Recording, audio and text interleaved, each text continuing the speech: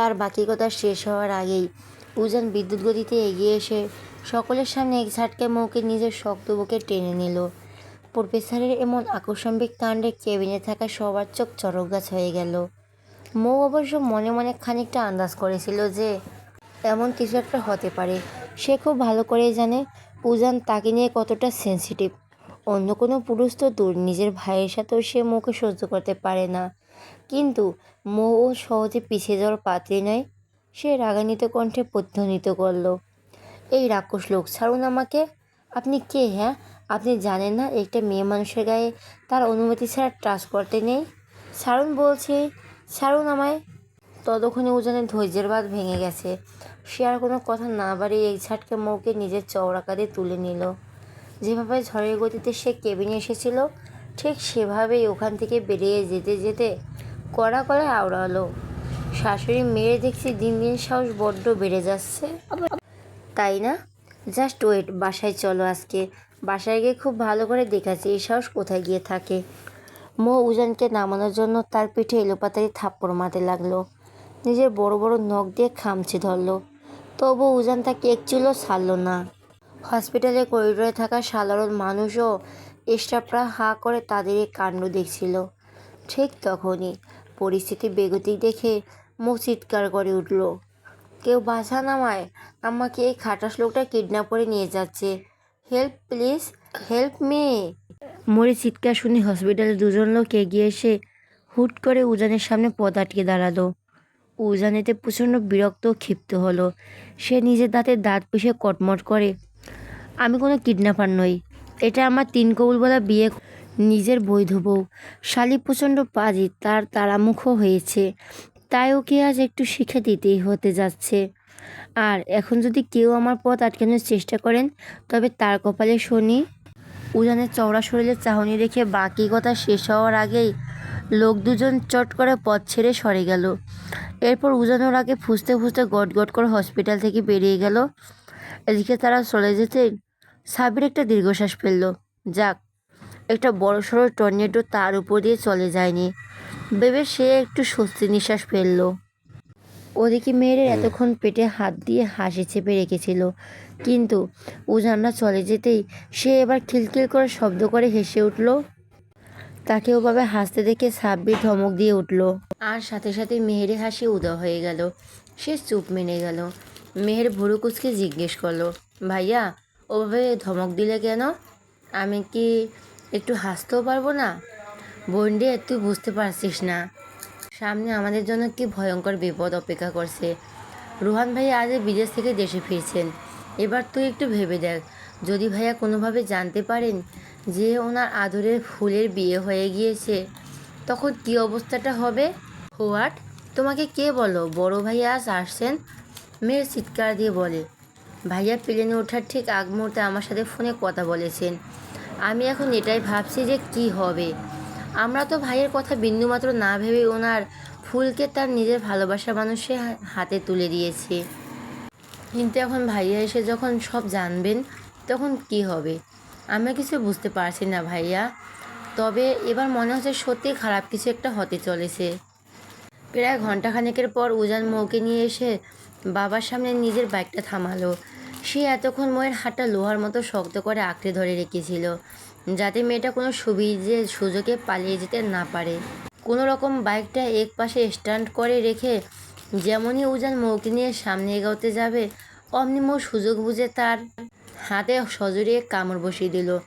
আচমকে এমন আহমকি কাণ্ডে ঘটবে তা উজান ভাবতেও পারেনি, তাই পুরো ব্যাপারটা বুঝতে তার খানিকটা বেগ পেতে হলো। সেই সুযোগে মৌ তড়িৎগতিতে উজানের হাত থেকে নিজেকে মুক্ত করে এক ছুটে বাসার ভিতরে প্রবেশ করলো। উজান নিজের হাতের ব্যথা আগ্রহ করে তার পিছু পিছু ছুটল, কারণ সে খুব ভালো করে জানে এই তেরামুখ মেয়েটা এখন যদি কোনোভাবে ধরতে না পারে তবে আর সারা রাত তো সে আর তার হাতের নাগারে আসবে না। উজান পেছন থেকে রেগে চিৎকার করে উঠল, পিচ্ছি দাঁড়াও বলছি। জীবনেও না। মৌ পেছনের দিকে এক পলক তাকিয়ে গতি আরও বাড়িয়ে দিল। মৌ দৌড়ে গিয়ে ড্রয়িং রুমে ঢুকলো। সোফা টেবিলকে আড়াল করে সে এদিক ওদিক ছুটতে লাগলো।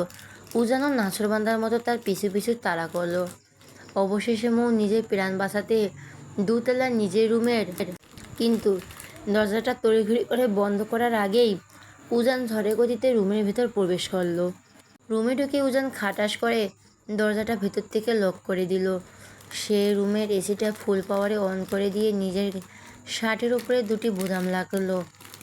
করতে করতে ধীর পায়ে ময়ের দিকে এগিয়ে যেতে লাগলো। উজানকে ওভাবে এগিয়ে আসতে দেখে মো ভয়ে একদম সেটিয়ে গেল। লোকে বলে মানুষটাকে নিজের বিপদ থেকে নিজেকে উদ্ধার করে, আর মৌ যেন নিজের বিপদই নিজে ডেকে আনে। সে ভয়ে কাঁপতে কাঁপতে ধীরে ধীরে পেছনের দিকে পিছিয়ে যাচ্ছে। এক সময় দেওয়ালের সাথে তার পিঠ ঠেকে গেল, আর পালানোর কোনো পথ নেই। তা দেখে মৌ শুকনো ঢোক গেল। সে কাঁপা কাঁপা কণ্ঠে উজানের দিকে তাকিয়ে বলে উঠল, আপনি আমার কাছে একদম আসবেন না কিন্তু, বলে দিলাম। উজান কোনো কথা না বলে ঝড়ের বেগে এগিয়ে এসে মৌয়ের দুহাত দেওয়ালের সাথে চেপে ধরল। মৌ একরাশ ভয়াক্ত দৃষ্টিতে তার দিকে তাকিয়ে রইল। লোকটি যতই তার সাথে ঘনিষ্ঠতা বাড়াচ্ছে, ততই ময়ের বুক ধকবক করছে। তার হৃৎপিণ্ড যেন বিদ্যুৎ গতিতে লাফাচ্ছে। মনে হচ্ছে এই বুঝে কোটর থেকে বেরিয়ে আসবে। উজান আর এক মুহূর্ত দেরি করলো না। পরমুহূর্তে সে ময়ের গলার ভাঁজে নিজের মুখ ডুবালো। উজানের সেই তপ্ত পরিশীলা ছোঁয়ায় অস্বাভাবিকভাবে কেঁপে উঠল মৌ। উজান তার এক হাত দিয়ে ময়ের কোমর শক্ত করে আঁকড়ে ধরেছে এবং অন্য হাত দিয়ে তার দুই হাত বন্দি করে রেখেছে। মৌ আপ্রাণ চেষ্টা করছে নিজেকে তার বাহুবন্ধন থেকে ছাড়ানোর, কিন্তু প্রতিবাদী তার চেষ্টা বৃথা হচ্ছে। একজন পূর্ণবয়স্ক পুরুষের শক্তির কাছে সে নিতান্তই এক অবলা বালিকা। মিসেস চৌধুরী, যখন আমাকে এতটাই ভয় পান, তাহলে আমার সাথে এত তেরামি কেন করেন শুনি? নাকি এই উজান চৌধুরীকে নিজের কাছে পাওয়ার জন্য এমন নীতি নতুন ফোন দিয়ে আঁকেন? উজান চৌধুরী যখন নিজের স্বরূপে ফেরে, তখন তাকে সামলানোর ক্ষমতা কি আপনার এই ছোট্ট শরীরের আছে? ময়ের রুমের এসি চলা সত্ত্বেও ঘেমে নিয়ে একাকার হয়ে তোতলাতে তোতলাতে বলল, দূরে যান প্লিজ। উজান একঘোর লাগা দৃষ্টিতে তার দিকে তাকিয়ে ফিসফিসিয়ে আওড়ালো, উফ, আপনি নিজেই তো বারবার নানা রকমের কাণ্ড করে আমাকে আপনার কাছে ডাকেন, তাহলে এখন দূরে যাব কেন শুনি? আপনিই তো নিজেই চাচ্ছেন আমাকে মিশে যেতে, আমাতে পরিপূর্ণ হতে, তবু মুখে কেন এমন উল্টা আচরণ করছেন? মই এবার নিরুপায় হয়ে কাঁদো কাঁদো করে চিৎকার করে উঠল, শাশুড়ি আম্মা। ময়ের এই গগনবিদারী চিৎকারে উজান বিন্দুমাত্র বিচলিত হলো না, বরং তার ঠোঁটের কোণে এক তৃপ্তির হাসি ফুটে উঠল। সে এবার সোজা ময়ের ওষ্ঠ ধরে গভীর ও নিবিড়ভাবে নিজের ঠোঁট ছুঁয়ে দিল। তারপর পরম আদর ও ব্যাকুল স্বরে আওড়ালো, একটু ভালোবাসা দেবেন আমায় মিসেস চৌধুরী? বেশি না, একদম অল্প দিলেই চলবে। এই উজান চৌধুরী যে আপনার সামনে যে নিজেকে ঠিক রাখতে পারছে না। আচ্ছা, আপনার মাঝে এমন কী নেশা আছে বলুন তো?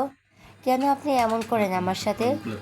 আপনাকে ছেড়ে আমি এক মুহূর্ত দূরে থাকতে পারছি না, বারবার আপনাতেই আসক্ত হচ্ছে।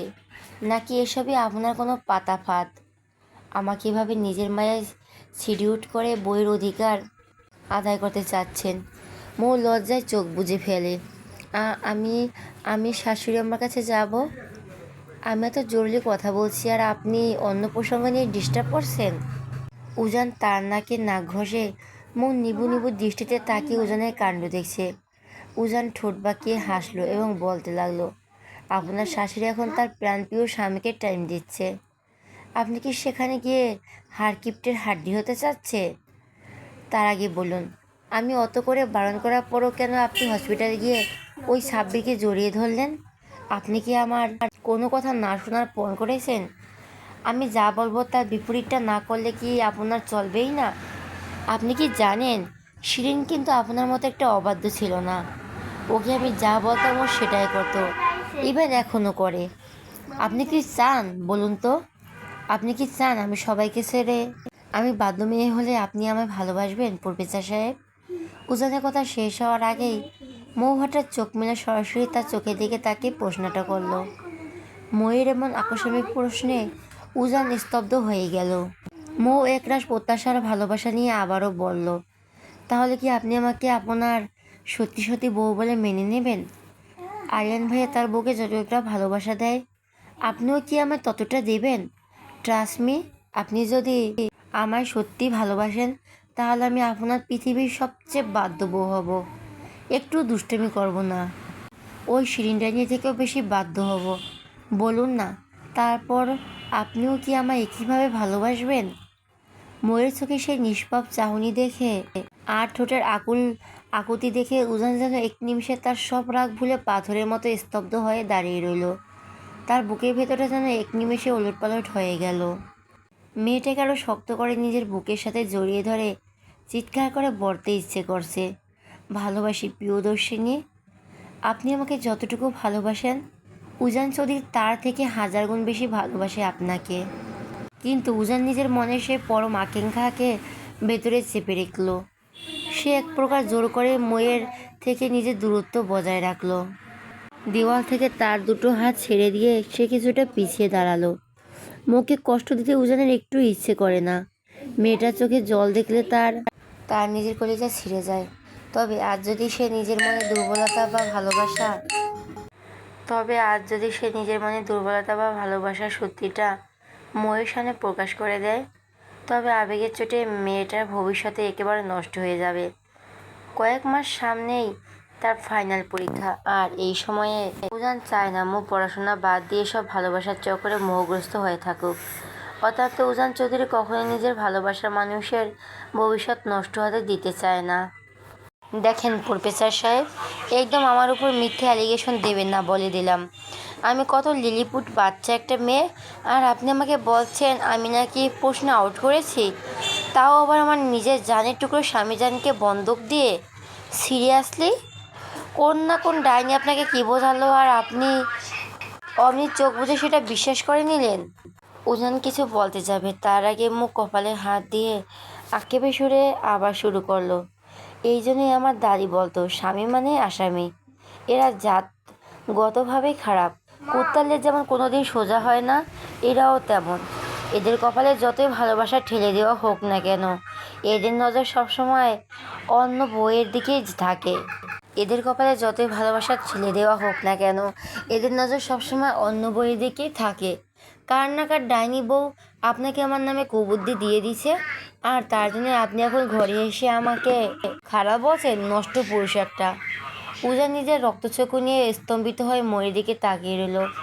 এই মুহূর্তে তার মন চাইছে এই বিচ্ছু মেয়েটা দুটো চেলাকাঠের বাড়ি দিয়ে সোজা সাইজ করতে, কিন্তু আফসোস সে তো করতে পারবে না। মেয়েটা ঠিক কোন লেভেলের তেরা আর জাউরা তা উজান চৌধুরী হাড়ে হাড়ে বুঝতে পারছে। নিজে এত বড় একটা অপকর্ম করেও কী সুন্দর মিথ্যে কথা বলছে। তার এই অভাবনীয় কাণ্ড দেখে উজান জাস্ট হা হয়ে তাকিয়ে রইল। সে নিজের সিআইডি ক্যারিয়ার ও এই শিক্ষাগত জীবনে বহু পাজিয়া ধূর্ত অপরাধী দেখেছে, কিন্তু তার ঘরের এক বৌটা যে এত বড় মাপের পাজি হতে পারে তা তার ন্যূনতম কল্পনাতেও ছিল না। ততক্ষণে উজান নিজের রাগ সামলাতে না পেরে পুরো ঘর কাঁপিয়ে চিৎকার দিয়ে উঠল, জাস্ট শ্যাট আপ ইডিয়েট মেয়ে! আমাকে তোমার কোন অ্যাঙ্গেল দিয়ে নষ্ট পুরুষ মনে হয়? হ্যাঁ, আর হ্যাঁ, মোটেও আমি মিথ্যে কথা বলছি না। শিরিন আমাকে নিজের মুখে সব বলেছে। তুমি তার কাছ থেকে অলরেডি দুটো বিষয়ে প্রশ্নপত্র আগেভাগে নিয়ে এসেছো। ফার্স্ট, সেই প্রশ্নগুলো কোথায় রেখেছো আমাকে দাও। মৌ নিজের বড় বড় চোখ দুটো ছোট ছোট করে উজানের সব কথা শুনছিল। হঠাৎই সে মুখ কুঁচকে নিল, বেশ ভাব নিয়ে বলে উঠল, আপনাকে সব দিক দিয়ে নষ্ট পুরুষ মনে হয়। শালার ঘরে এত সুন্দরী অপ্সরা বউ থাকতো, বাইরের ওই ডাইনি দিকে নজর যায়। হায় আল্লাহ, এ তুমি কেমন লুচ্চাবর দিলে আমায়। এ নিজের ঘরের বউকে চোখে দেখে না, কিন্তু পরের বউকে ঠিকই দেখে।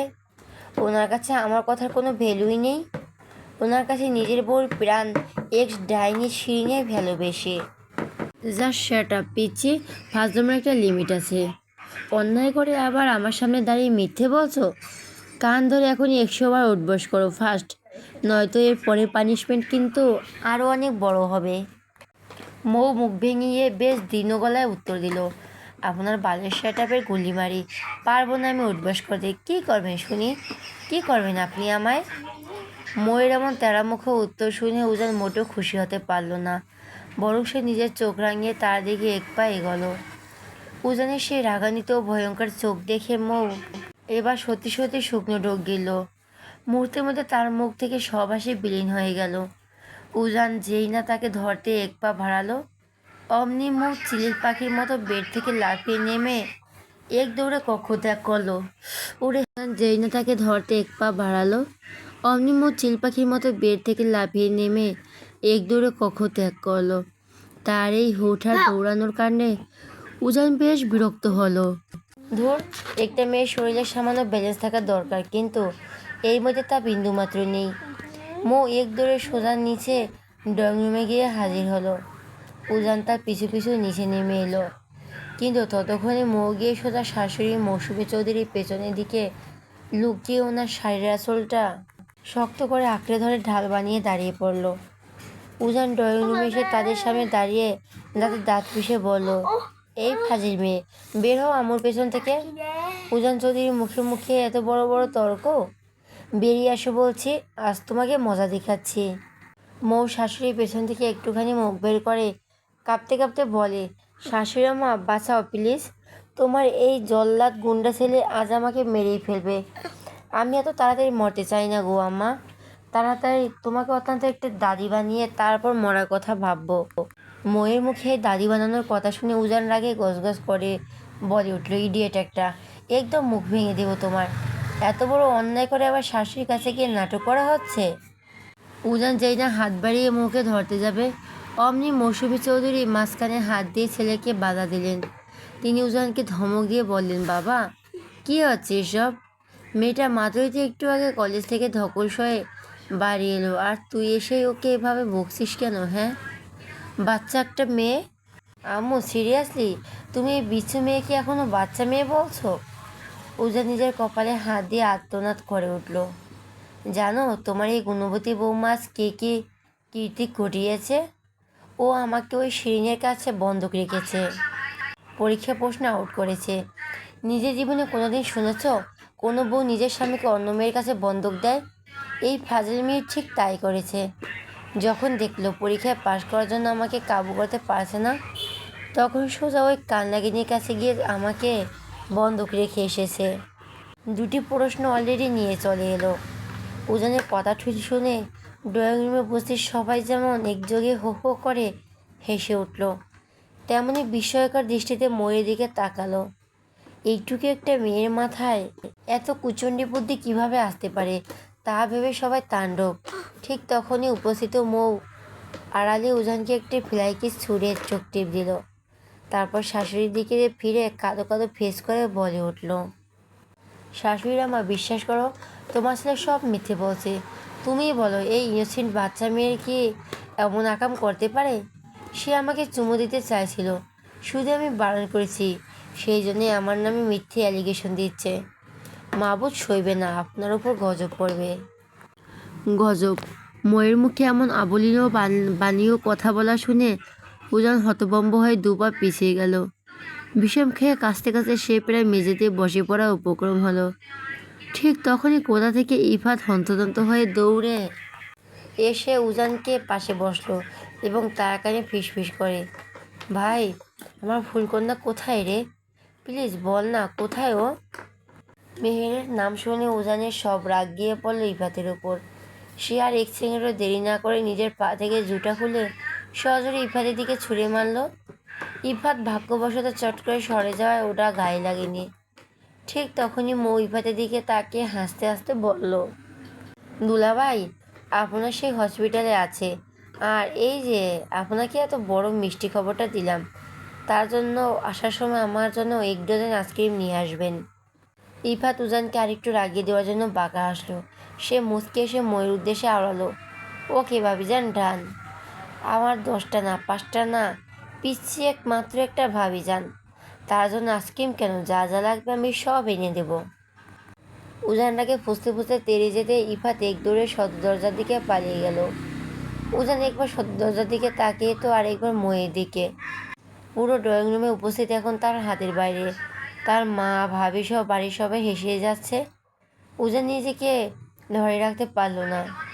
সে বিদ্যুৎ গতিতে এগিয়ে গিয়ে ময়ের একদম মুখোমুখি দাঁড়িয়ে দাঁতে দাঁত পিষে বলল, উজান রাগে ফুসতে ফুসতে তেড়ে যেতেই ইফাত এক দূরে সদর দরজার দিকে পালিয়ে গেল। উজান একবার সদর দরজার দিকে তাকিয়ে তো আর একবার ময়ের দিকে। পুরো ড্রয়িং রুমের পরিস্থিতি এখন তার হাতের বাইরে। তার মা ভাবি সহ বাড়ির সবাই হেসেই যাচ্ছে। উজান আর নিজেকে ধরে রাখতে পারল না। সে বিদ্যুৎ গতিতে এগিয়ে গিয়ে ময়ের একদম মুখোমুখি দাঁড়িয়ে দাঁতের দাঁত পিষে বলে, আইসক্রিমের ব্যাপারটা না হয় রুমে গিয়ে খুব ভালো মতো দেখে নিচ্ছে, কিন্তু তার আগে সবার সামনে দাঁড়িয়ে কি বলে, আমি চুমু দিতে পারিনি বলে তোমার নামে মিথ্যে অ্যালিগেশন দিচ্ছে? Seriously Mrs Chowdhury, just wait and see. কথাটি শেষ হওয়ার আগে ড্রয়িং রুমে উপস্থিত সামনে উজান এক ঝাটকে মৌকে নিজের কাছে টেনে নিয়ে এক গভীর ও নিবিড় ছোঁয়া দিয়ে বসলো তার ওষ্ঠজোড়ায়। আচমকে এমন এক অভাবনীয় ও লজ্জাজনকের কাণ্ড ঘটবে তা মন নিজের দূরতম কল্পনাতেও ভাবেনি। সে একদম পাথরের মতো স্তব্ধ হয়ে গেল। যখন সে চোখ মেলে দেখবে বাড়ির সবাই তাদের দিকে হাঁ করে ড্যাব ড্যাব করে তাকিয়ে মুচকি মুচকি হাসছে, তখন লজ্জায় ময়ের ইচ্ছে করছিল জীবন্ত মাটির নিচে ঢরে যেতে। মনে মনে ভাবলো সে একটু বানিয়ে মিথ্যে বলেছে, তাই বলে এই জঙ্গলি লোকটা সবার সামনে এমন একটা কাণ্ড ঘটিয়ে বসবে। ওদিকে উজান ময়ের ছেড়ে দিয়ে বুক ফুলিয়ে পুরো ড্রয়িং রুম সবার উদ্দেশ্যে বিজয়ের হাসি আওড়ালো। চুমু তো সবার সামনে দিয়েই দিলাম, এবার অত্যন্ত সবাই বিশ্বাস করো যে এই ফাজিল মেয়েটা সত্যি সত্যি নিজের বরকে বন্ধক রেখে প্রশ্ন আউট করেছে। আরিফুল চৌধুরী এবার অত্যন্ত গর্বের সাথে উজানের দিকে তাকিয়ে বলল,